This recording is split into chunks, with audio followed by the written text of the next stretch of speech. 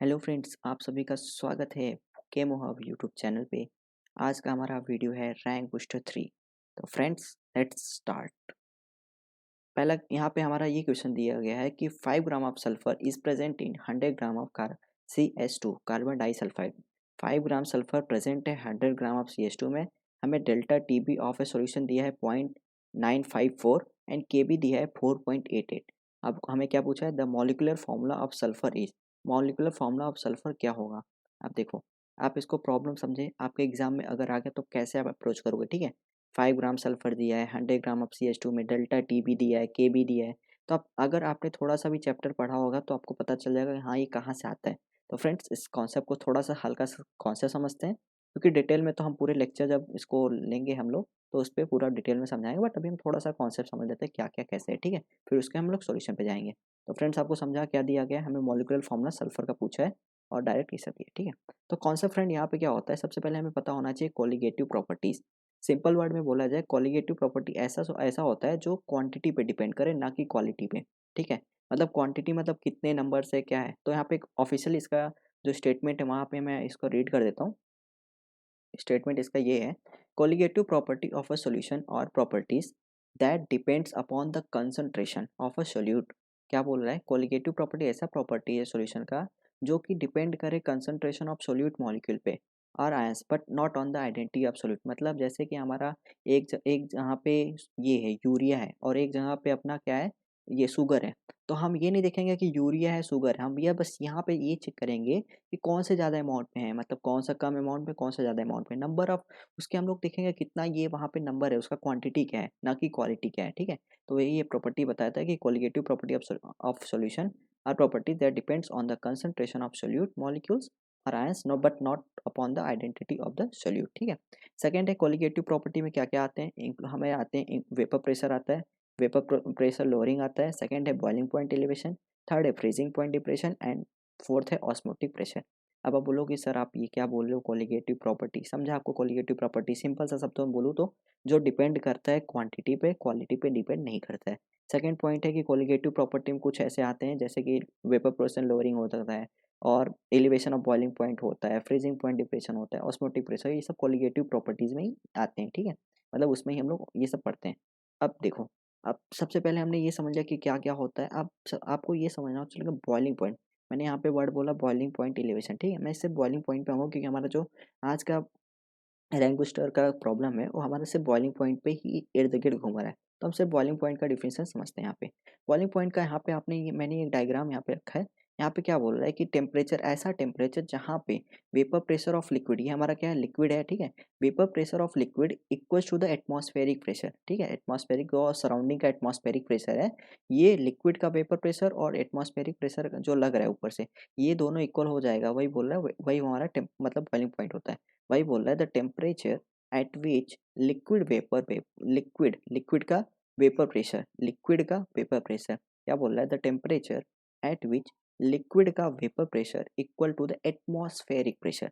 Liquid का जो vapour pressure है, ये सब हमारे लिक्विड है। ठीक है, इसका जो वेपर प्रेशर है, वेपर मतलब जो बाहर सरफेस होते हैं, सरफेस पे वेपर रहेगा, इसका जो वेपर का प्रेशर लगेगा, ठीक है, इसका ये यहाँ से इसको ऊपर जाएगा तो इसका जो वेपर प्रेशर है वो इक्वल होगा एटमॉस्फेरिक प्रेशर को। उसी टेम्परेचर को, ऐसे टेम्परेचर को यहाँ पे liquid vapour pressure equal to atmospheric pressure, उस टेम्परेचर को हम लोग क्या बोलेंगे, बॉइलिंग पॉइंट। ठीक है, अब आपको ये समझ में आ गया। अब देखो 1980 क्या होता था, कभी कभी क्या होता है बॉइलिंग पॉइंट ना प्रेशर पे भी रहता है कि प्रेशर अगर हम लोग कम ज़्यादा करते हैं तो उसका बॉइलिंग पॉइंट डिफरेंट आता है। तो इसके लिए हमें क्या IUPAC ने ये दिया, IUPAC ने 1982 में ना हमें ये डिफाइन कर दिया स्टैंडर्ड बॉइलिंग पॉइंट।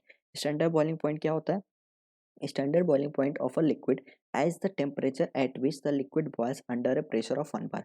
मतलब उन्होंने क्या कर दिया, प्रेशर को फिक्स कर दिया। प्रेशर हमारा 1 बार पे जो भी टेम्परेचर जो भी आएगा, बॉयल्स होगा, लिक्विड बॉयल होगा, उसी को हम लोग स्टैंडर्ड बॉइलिंग पॉइंट बोलेंगे। ठीक है, अब फ्रेंड्स हमारा आता है बॉइलिंग पॉइंट एलिवेशन, जो कि हमारे उस प्रॉब्लम का थोड़ा सोल्यूशन पे जा रहे हैं हम लोग।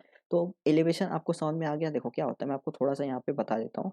ठीक है, पहले आपको यहाँ पे अगर मैं प्योर लिक्विड लेता हूँ, प्योर लिक्विड मतलब प्योर सॉल्वेंट लेता हूँ, ठीक है, तो इसका वेपर प्रेशर हाई होगा। वेपर प्रेशर मतलब पूरे मॉलिक्यूल इसके जो रहेंगे वो सरफेस पे आ जाएंगे। ठीक है, टेम्परेचर पे। अब मैं अगर यहाँ पे कुछ नॉन वोलाटाइल लिक्विड मतलब डाल देता हूँ, नॉन वोलाटाइल, ये क्या बोलते हैं उसको, सॉलिड या कुछ भी डाल सकते हैं नॉन वोलाटाइल। अब बोलोगे वोलाटाइल नॉन वोलाटाइल क्या होता है? वोलाटाइल ऐसे सब्सटेंस होते हैं जिनका बॉइलिंग पॉइंट लो होता है, और नॉन वोलाटाइल ऐसे सब्सटेंस होते हैं जिनका बॉइलिंग पॉइंट हाई होता है, ठीक है। तो हमने यहाँ पे क्या कर दिया, अभी हमारे पास प्योर थे, उसमें हमने नॉन वोलाटाइल भी ऐड कर दिया, तो उससे क्या होगा, जो यहाँ पे वेपर प्रेशर है वो कम जनरेट होगा, ठीक है। तो इस अब वेपर प्रेशर यहाँ पे कम होगा, क्योंकि यहाँ पे क्या कर दिया हमने, नॉन वोलाटाइल ऐड कर दिया। अब इसको हमें बराबर करने के लिए हमें क्या करना पड़ेगा, पहले जो टेम्परेचर टीबी था, सपोज यहाँ पे हमारा टेम्परेचर टीबी नॉट था, ठीक है, ये प्योर वाले का।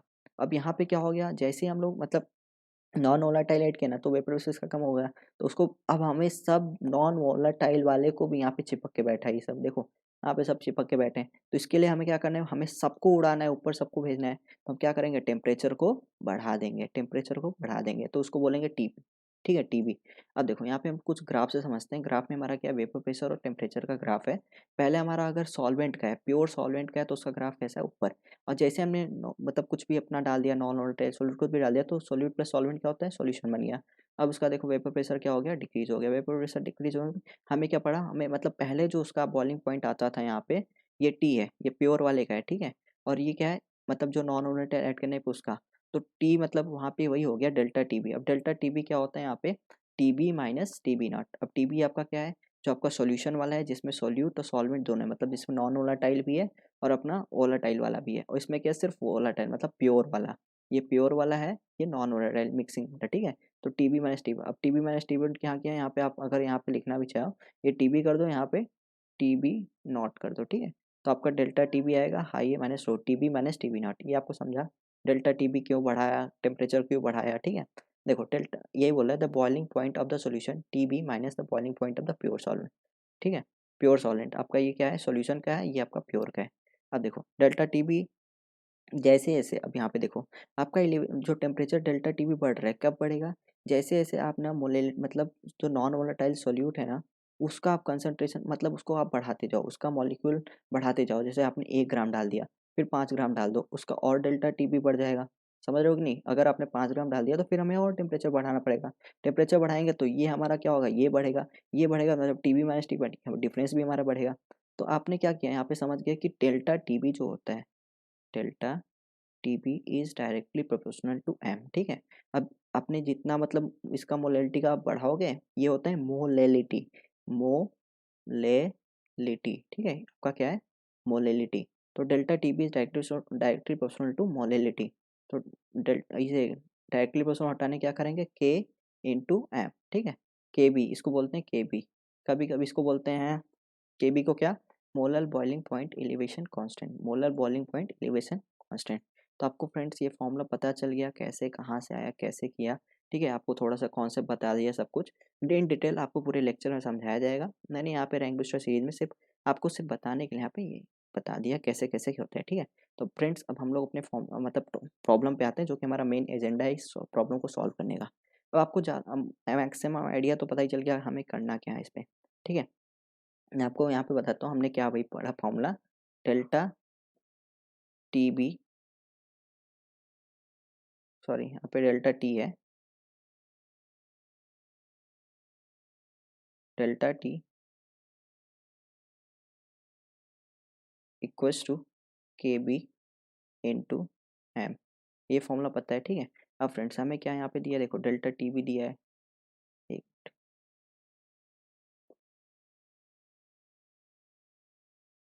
ये देखो डेल्टा टी भी दिया है हमें, ठीक है। यहाँ पे मैं कलर चेंज कर देता हूँ उसका, रेड लेता हूँ। देखो हमें क्या किया है, यहाँ पे डेल्टा टी भी इतना दिया है 0.954, के बी की वैल्यू दिया है 4.88, ठीक है। हमें ये सोल्यूट का 5 ग्राम सल्फर, ये देखो हमारा ये है, ये सॉल्वेंट है, ठीक है। और ये हमारा सोल्यूट है, नॉन वोलेटाइल सोल्यूट जो बोलते हैं, 5 ग्राम दिया है, ठीक है। और हमें 100 ग्राम ऑफ गैस में दिया है। तो अब हम क्या करते हैं, एक नॉर्मल से हमें ये फॉर्मूला पता है ना, हम इसको सॉल्व करने की कोशिश करते हैं, ठीक है। तो delta T equals to K B, इतना तो आपको सब पता है, डेल्टा टी दिया है, के बी दिया है। अब आप बताओ मोलेलिटी का आपको फॉर्मूला पता है क्या, सबसे बेसिक ये बहुत फॉर्मूला अभी सर ने पढ़ाया भी आपको। मोलेलिटी का फॉर्मूला क्या होता है, मोलेलिटी का फॉर्मूला होता है, सिंपल सा बताया जाता है, नंबर ऑफ मोल्स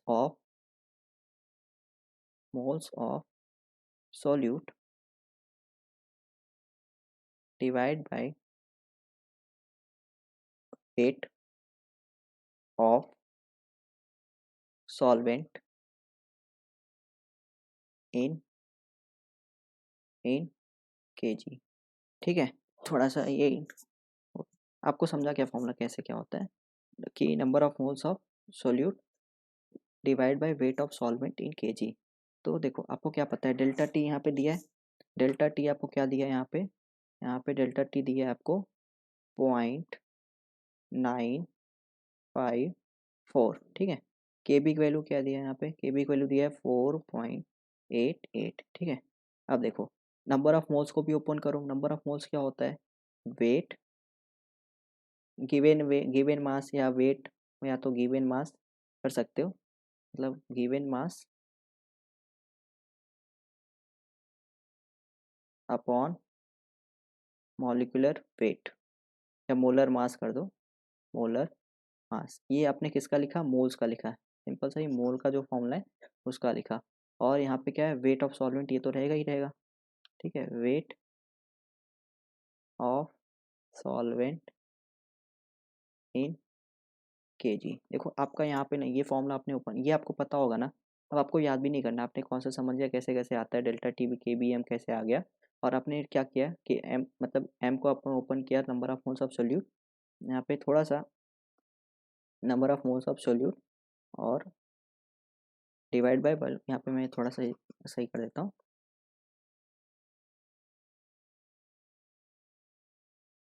ठीक है, number of moles of solute upon weight of solvent in KG. ठीक है, आपको देखो यहाँ पे क्या करना है, वेट दिया है क्या गिवन मास, आप बस जो जो दिया है ना आप उसको सॉल्व करते जाओ। 0.954 equals to 4.58 multiply by weight दिया है, गिवन मास दिया हमें किसका, सोल्यूट का, हाँ दिया है 5 ग्राम दिया है यहाँ पे, तो यहाँ पे लिख देंगे 5 ग्राम। ठीक है, अब यहाँ पे लिखो मोलर मास हमें निकालना है, क्योंकि हमें ये नहीं पता ना कि सल्फर सल्फर है लेकिन कितना है, H2 है, S4 है, S3 है, तो ये हम निकाल लेते हैं ना, एम हमें निकालना है यहाँ पे। ठीक है, और weight of solvent in KG, weight of solvent यहाँ पे देखो 100 ग्राम लिखा है।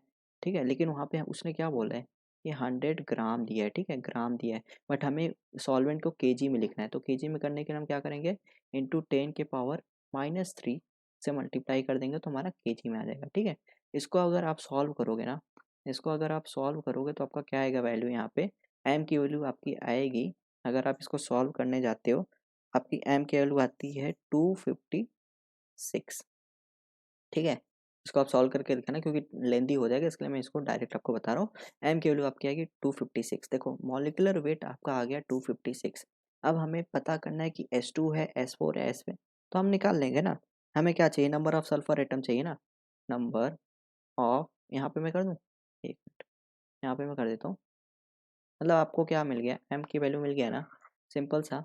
मॉलिक्यूलर वेट कितना होता है, यहाँ पे मैं कर देता हूँ, number of sulphur atom, number of sulphur atom कितना है यहाँ पे, नंबर ऑफ, यही नंबर ऑफ सल्फर एटम में निकालना है। क्या होता है, मॉलिक्यूलर वेट, मॉलिक्यूलर वेट। ठीक है, molecular weight upon atomic weight. अब आप बोलोगे सर ये कहाँ से आप बोल दिए, ये फॉर्मूला कहाँ से आ गया। मैं बोलूँगा कोई दिक्कत नहीं, देखो आप क्या होता है, यहाँ पे O2 लिखना होता है या H2 लिखना होता है या N2 लिखता होता है, कुछ भी लिखो। ठीक है, O2 मतलब देखो एटॉमिक मास इसका कितना होता है, 16 होता है ना, लेकिन आप मल्टीप्लाई इसका मॉलिक्यूलर मास जब निकालते हो, मॉलिक्यूलर मास, तो इसका कितना आता है 16, तो इसका एटॉमिक मास होता है, लेकिन नंबर ऑफ 2 मतलब कितने एटम्स हैं, नंबर, ये आपका हो गया एटॉमिक मास, ये हो गया 2, मतलब इसका एटॉम ये कितना नंबर है। ठीक है, वही यहाँ पे भी लिखा है नंबर ऑफ सल्फर। तो ऐसे आप मॉलिक्यूलर मास अगर निकालते हो किसी चीज़ का, तो क्या करते हो, एटॉमिक वेट इनटू नंबर, कितना नंबर है वही तो निकालते हो, नंबर ऑफ एटम्स, यही तो करते हो ना। तो मैंने वही अरेंज कर दिया कि नंबर ऑफ एटम निकालना होता है तो molar mass divide by atomic weight कर दो, मतलब नंबर निकालना होगा तो आपको क्या करना पड़ेगा, molecular mass divide by atomic weight. अब देखो मॉलिक्यूलर मास आपको कितना है यहाँ पे 256, और एटॉमिक वेट सल्फर का कितना होता है 32 होता है।